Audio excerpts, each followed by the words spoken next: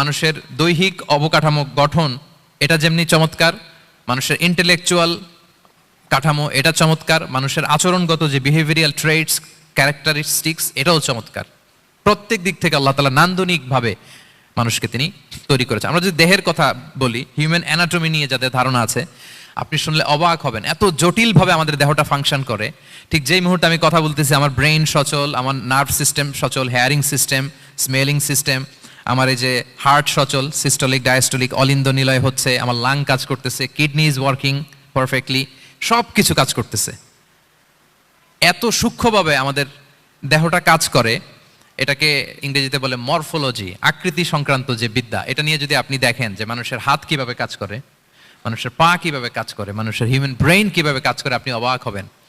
এবং আল্লাহর যে সেট আপ, লাকাদ খালাকনাল ইনসানা ফি আহসানি তাকওয়িম, নিশ্চয়ই আমি মানব জাতিকে চমৎকার অবয়বে তৈরি করেছি। আপনি যদি অবয়বটা দেখেন, আমাদের স্ট্রাকচার, এর চেয়ে সুন্দর করে আর তৈরি করা যেত না, এর চেয়ে সুন্দর আর হতে পারে না। যেখানে যা দেয়ার, মাথার চুল থেকে পায়ের নখ পর্যন্ত, আপনি একটা ডিজাইনে, স্ট্রাকচারে, সেট আপে আপনি ভুল ধরতে পারবেন না। যেখানে যেটা দরকার, আপনি একটু খেয়াল করে দেখেন যে এই যে আমাদের চোখ,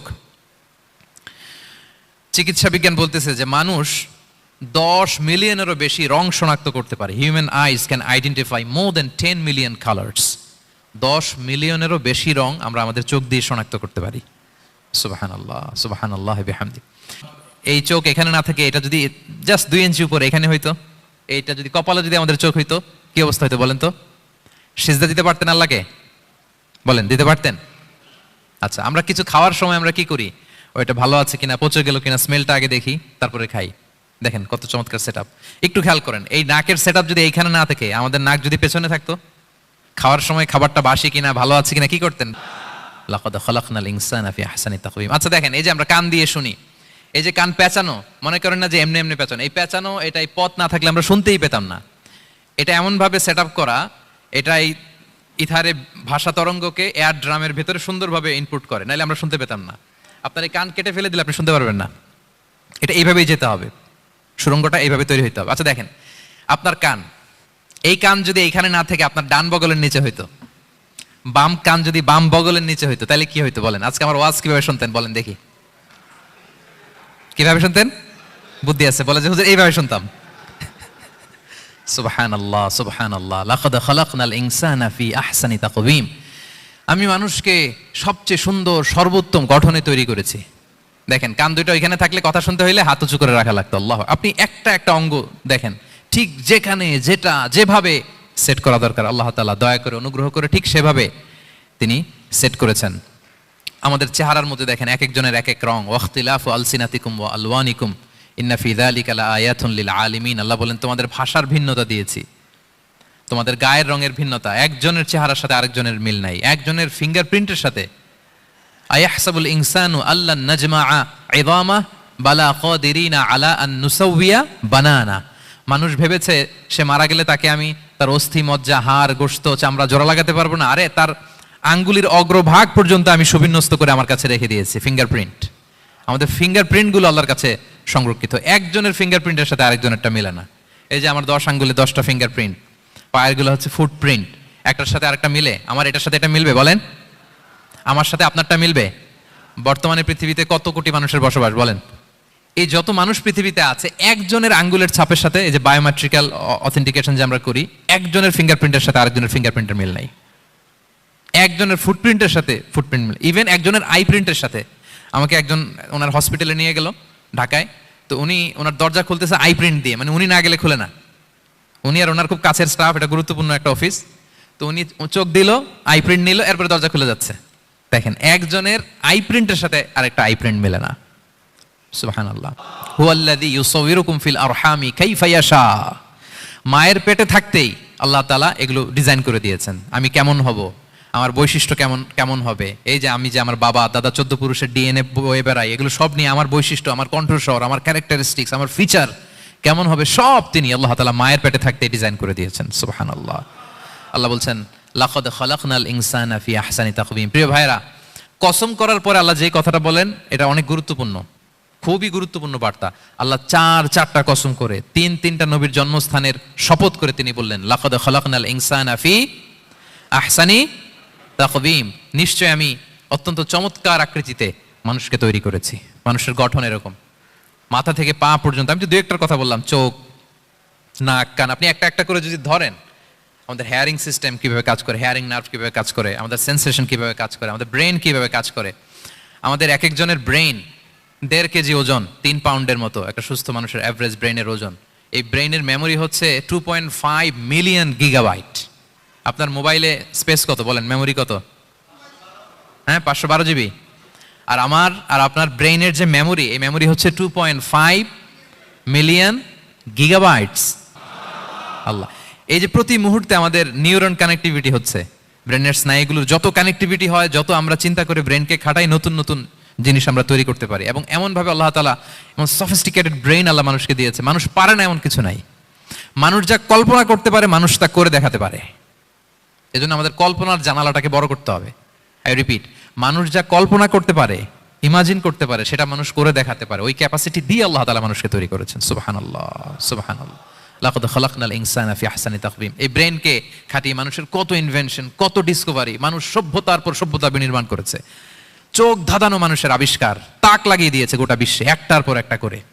আল্লাহ এমন ভাবে মানুষকে তিনি তৈরি করেছেন। লাকাদ খালাকনাল ইনসানা ফি আহসানি তাকওয়িম। চমৎকার অবয়বে, তার দৈহিক অবয়ব যেমনি সুন্দর, তার বুদ্ধিগত, তার চিন্তাগত, তার ইন্টেলেক্ট, এটাও তেমন সুন্দর, এটাও তেমন চমৎকার।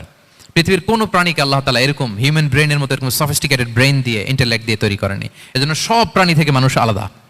সব প্রাণী থেকে মানুষের চিন্তা, বিবেক, বুদ্ধি এগুলো আলাদা। আমি একটা কথা প্রায় বলি যে মানুষ যদি ভালো হয়, সে ফেরেশতার চেয়েও ভালো, আর মানুষ যদি খারাপ হয়, সে পশুর চেয়েও নিকৃষ্ট। আল্লাহ বলেন, উলাইকা কাল আনআমি বাল হুম আদাল লাহুম কুলুবুল লা ইয়াফকাহুনা বিহা ওয়া লাহুম আ'য়ুনুল লা ইউবসিরুনা বিহা ওয়া লাহুম আযানুল লা ইয়াসমাউনা বিহা উলাইকা কাল আনআমি বাল হুম আদাল। তাদের হৃদয় আছে, ওটা দিয়ে অনুধাবন করে না সত্যকে। চোখ আছে, ওটা দিয়ে সে সত্যটা দেখে না। কান আছে, হকের কথা শুনে না। উলাইকা কাল আনআম, আল্লাহ বলেন তারা প্রাণীর মতো, চতুষ্পদ জন্তুর ন্যায়। শুধু অতটুকুই না, বাল হুম আদাল, তারা তার চেয়েও নিকৃষ্ট, তার চেয়েও নিকৃষ্ট। তাহলে মানুষ ভালো হলে ফেরেশতাকে ছাড়ায়, মানুষ খারাপ হলে পশুত্বকে হার মানায়। So the decision is yours. রাস্তা দুইটা, আপনি কোন দিকে যাবেন? আপনি কি ডান দিকে জান্নাতের পথে যাবেন, নাকি বাঁ দিকে জাহান্নামের পথে যাবেন? সিদ্ধান্ত আপনার। আল্লাহ তাআলা বললেন, লাকাদ খালাকনাল ইনসানা ফি আহসানি তাকওয়িম। আমি মানুষকে চমৎকার আকৃতিতে তৈরি করেছি। হাতের মেকানিজম কি, পায়ের মেকানিজম কি, আমার চেয়ে আপনারা ভালো জানেন। এগুলো ঘন্টার পর ঘন্টা আপনি বলতে পারবেন যে কেমন ভাবে আল্লাহ তাআলা তৈরি করেছেন। আল্লাহ বলেন, মানুষকে আমি অত্যন্ত চমৎকার আকৃতি দিয়ে তৈরি করেছি।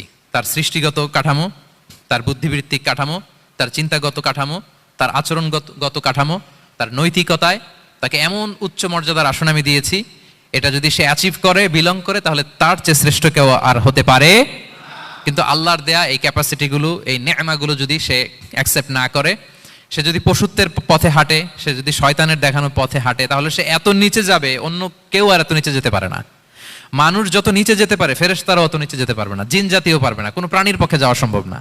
তাহলে মানুষকে আল্লাহ তাআলা এমন সফিস্টিকেটেড ওয়েতে তৈরি করেছেন, চাইলে সে সবার উপরে যেতে পারে। আবার চাইলে আল্লাহর দেয়া নেয়ামতগুলোকে যদি সে ভিন্ন খাতে প্রবাহিত করে, সে সবচেয়ে নিকৃষ্ট হতে পারে। সেটাই আল্লাহ বললেন, সুম্মা রাদাদনাহু আসফালা সাফিলিন।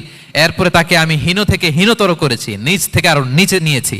সে যখন ঈমান আনে না, সে যখন সৎকর্ম করে না, সে যখন আল্লাহর শেখানো, আল্লাহর দেখানো রাস্তায় সে চলে না, সে যখন তার নফসের কথা শুনে, সে যখন তার প্রবৃত্তির গোলাম সাজে, সে সবচেয়ে নিকৃষ্ট হয়। আসফালা সাফিলিন মানে একেবারে নিচে, এর নিচে আর নাই। আল্লাহ বলেছেন, ইন্নাল মুনাফিকিনা ফিদ দারকিল আসফালি মিনান নার। সেখানে আল্লাহ আসফাল বলেছেন। মুনাফিকরা জাহান্নামের একেবারে তলদেশে থাকবে। তাই মানুষ যদি ঈমান আর সৎকর্মের বলে বলিয়ান না হয়, সে এত খারাপ হয়, কেউ এত নিচে যেতে পারে না।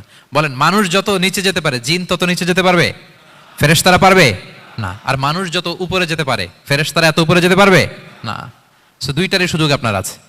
সুম্মা রাদাদনাহু আসফালা সাফিলিনের দুইটা ব্যাখ্যা। কোন মুফাসসির বলেছেন, যৌবনের পর, যৌবনে থাকে শক্তিশালী, বার্ধক্যের সময় যখন সে নুয়ে যায়, ছোট হয়, সে একেবারে দুর্বল হয়ে যায়, সেটা বোঝানো হয়েছে। আর অন্যান্য মুফাসসিরিন একরাম বলেছেন, না, আল্লাহর দেওয়া এই নেয়মা, ক্যাপাসিটি যখন সে সঠিক পথে কাজে লাগায় না, সে যখন প্রবৃত্তির অনুসরণ করে, সে তখন এত খারাপ হয়, এত নিচ থেকে নিচুতর হয়, এত হীন থেকে হীনতর হয়, তার চেয়ে হীনতর আর কেউ তখন হতে পারে না। সেখান থেকে বাঁচার দুটি রাস্তা আল্লাহ বলেছেন। আল্লাহ বলছেন, ইল্লাল্লাযীনা আমানু ওয়া আমিলুস সলিহাত, তবে যারা ঈমান আনে এবং সৎকর্ম করে তারা ছাড়া।